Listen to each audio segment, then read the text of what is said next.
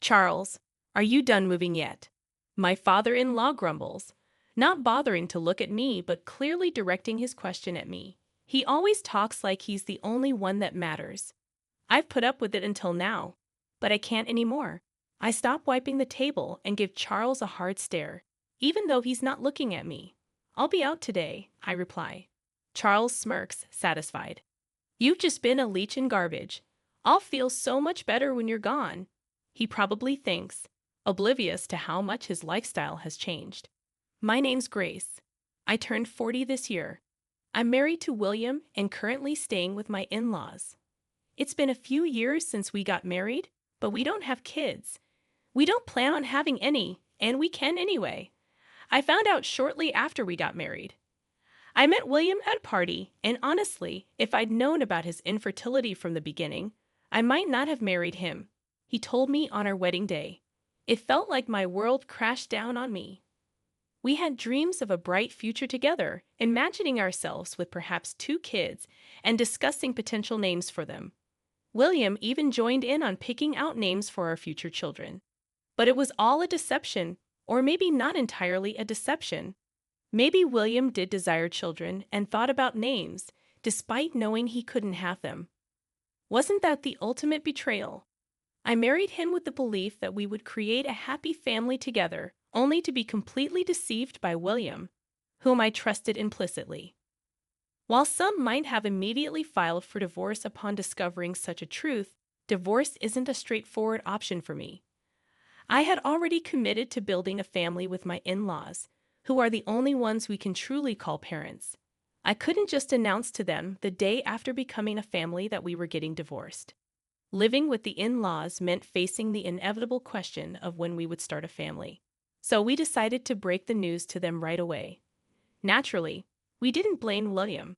Instead, we attributed our childlessness to a medical issue on my end. When they found out we couldn't have children, my in-laws were livid. A worthless woman who can't bear children should leave this house immediately, declared my father-in-law Charles, who then began treating me like a servant. From the moment I arrived, I was never treated with respect, always made to feel inferior. I ate alone in the kitchen, cleaning up after the in-laws and William finished their meals. Despite my efforts in the kitchen, I only received scraps. My weight plummeted, and within 6 months of marriage, my wrists were protruding. Previously, it was my mother-in-law Madison who bore the brunt of Charles' anger. But once I joined the family, his focus shifted to me. William noticed Madison's newfound relief. "Mom seems happier lately," he remarked, attributing it to her no longer being the target. Although she never smiled around Charles, I noticed her smiling more when talking to William. Charles's tyranny extended beyond verbal abuse. Once he learned we couldn't have children, he ordered me to work tirelessly from dawn to dusk. "Since you're not fulfilling your role as a woman, at least be useful around the house," he demanded. I had always intended to work after marriage and was eager to leave the house as soon as possible. Balancing chores, work, and arriving home before everyone else was challenging, but having a job with flexible hours helped. However, even when I returned early and completed chores, I never ate with the family or received praise for my cooking.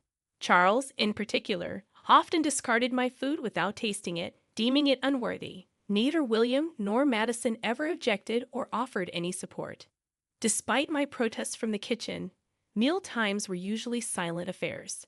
I couldn't help but wonder if they truly enjoyed eating in such silence. But I can only observe them silently. I had no other option but to get along with my in-laws. I pretended to be friendly and played the role of a devoted wife. I couldn't pinpoint the purpose of it all, but as someone without parents, divorce seemed like an unbearable burden. Then Charles demanded that I hand over all my earnings for the household expenses. I had intended to contribute a portion of my salary, but Charles insisted on all of it, which seemed like an unreasonable demand. What's the point of working if I have no control over my own money? But speaking up was not allowed. Charles's decisions were final, and challenging him wouldn't change anything.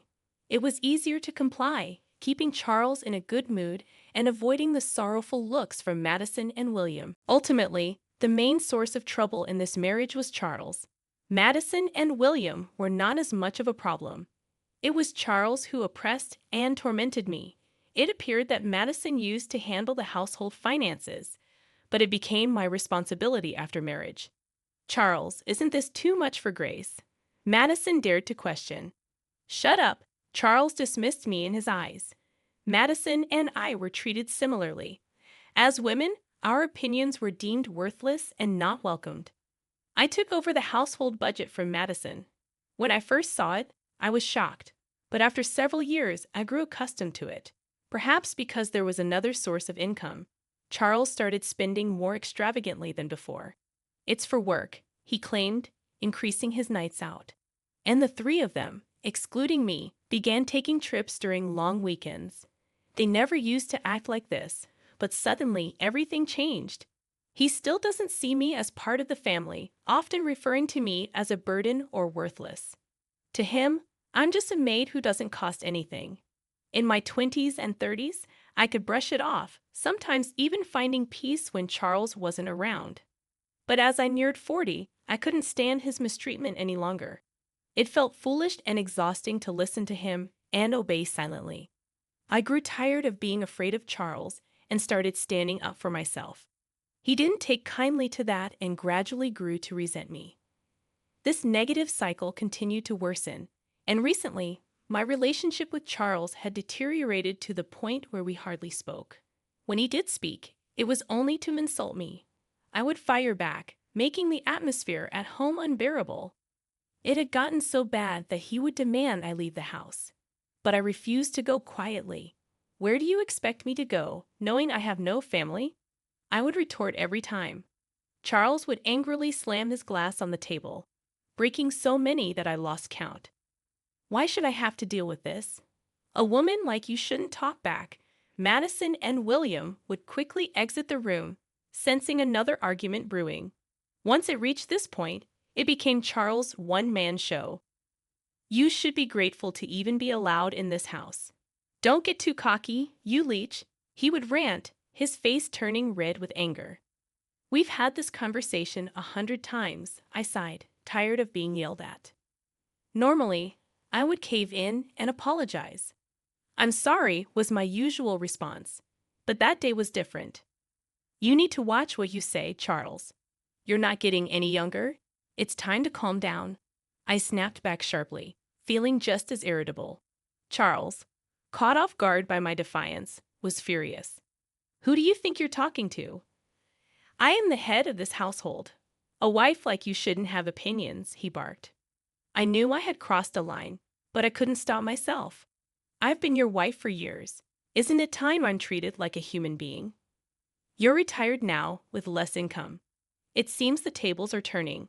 I continued, unable to contain my pent-up frustration. I confronted Charles directly, and he responded by grabbing me by the collar. I don't need someone like you in my house. I don't want to see your face anymore. Pack your things and leave immediately. He yelled so loudly that the furniture shook. Though I should have apologized right then, I couldn't hold back any longer. Fine, you want me to leave? That's what will make you happy, isn't it, Charles? I challenged him, meeting his gaze defiantly. Yes, he spat out. Unable to remain silent any longer, I declared, then I'll do it. He stormed off to his room with a loud noise, and I, feeling somewhat calmer, began cleaning the living room, which Charles had left in disarray.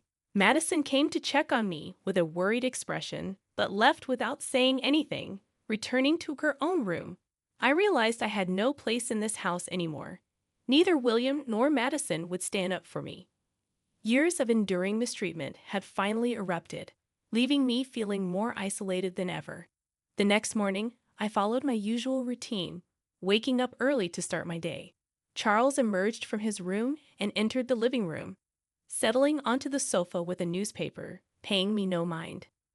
Without even glancing up, he casually asked, "Have you finished moving yet?" It was impossible for me to have relocated so swiftly after the events of yesterday. I assumed it was merely a drunken outburst, not a serious demand. Surely he was referring to leaving the house, right? When do you plan on departing? You no longer have the right to reside here. Charles continued, still not meeting my gaze. Halting my task, I turned to face him directly. If he truly intends for me to leave, then I must respond seriously. I'll be gone by today, I declared firmly. Nearby, Madison, frozen with concern, cast a worried glance in my direction. It was evident that once I departed, Charles would refocus his animosity towards her, and she didn't want me to leave. However, Charles had made up his mind. Apologizing and staying was never an option. With a satisfied laugh from Charles echoing behind me, I hurriedly gathered my belongings and left the in-laws' home. Uncertain of my destination, I felt a sense of liberation. I sent a message to William, who was already away.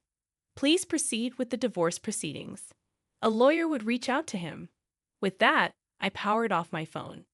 In the following days, I engaged a lawyer who reached out to William and the in-laws.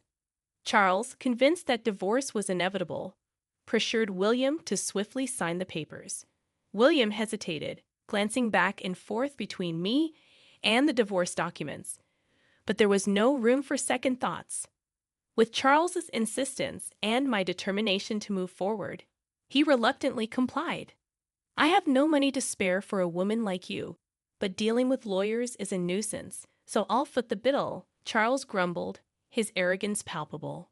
The lawyer offered a wry smile at his demeanor. Despite his reluctance, William signed the agreement under Charles's stern gaze.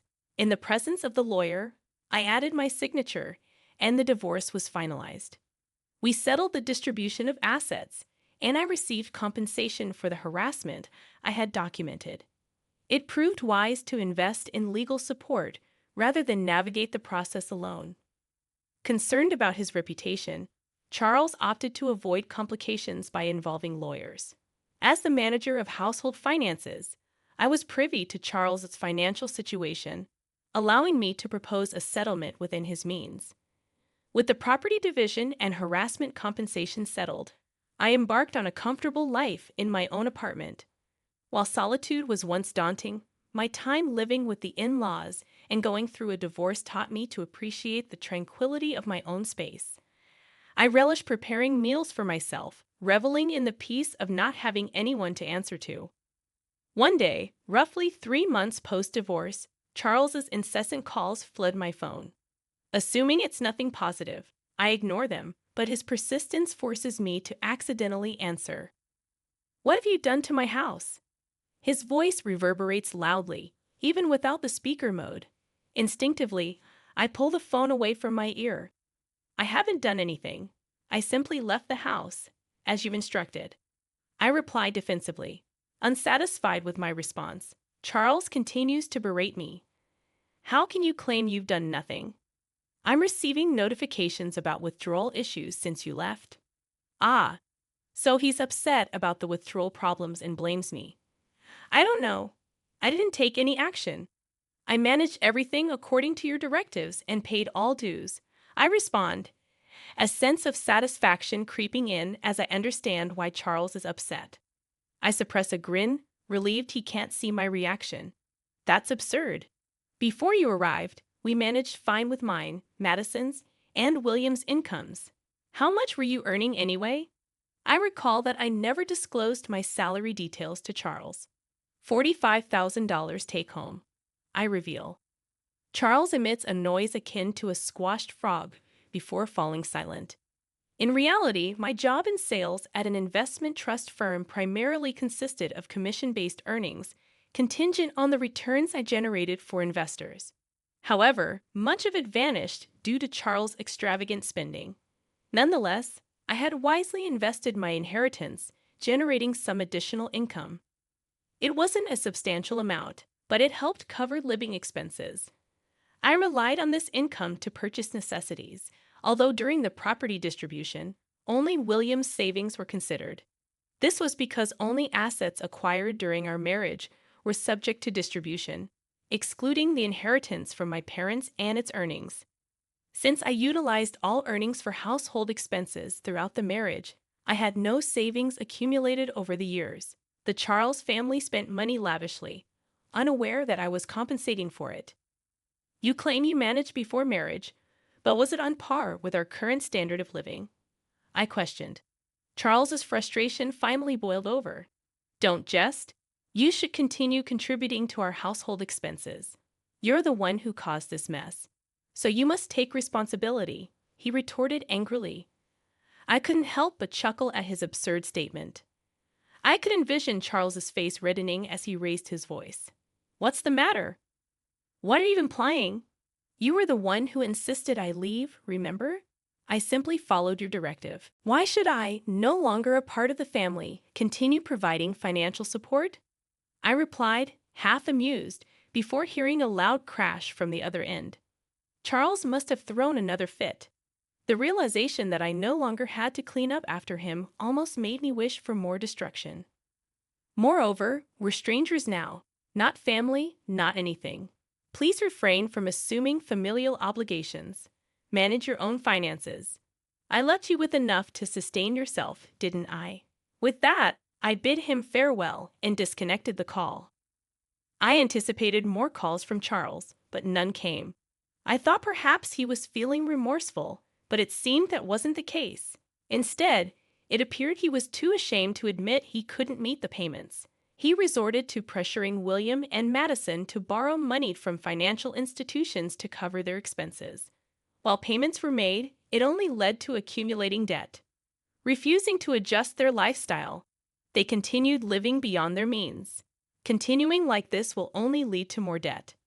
You need to make changes, I warned, but they persisted, unable to meet their financial obligations and sinking further into debt each month. William reached out to me, foolishly considering reconciliation and even suggesting severing ties with his father to reunite. How could he propose such a thing now, after failing to defend me against Charles's mistreatment? Despite my decision to stand by William, knowing we couldn't have children, he never protected me. His suffocation under Charles' influence is no longer my concern. I wish they would grasp the consequences of their actions and endure the repercussions. Now, the in-laws find themselves burdened by debt yet unwilling to adjust their lifestyle. Charles, now working as a contract laborer with reduced pay, and William and Madison have taken up part-time security positions. It's not just Charles. Madison and William are also guilty of refusing to downsize their living standards. Despite being stretched to their limit, they refuse to make sacrifices. I used to be consumed with protecting William, but now I prioritize my own well-being. At 40, the prospect of having children may be challenging, but I remain open to the possibility. Before the divorce, mornings felt like a burden, but now I wake up feeling rejuvenated. I eagerly anticipate a brighter future in my newfound independence.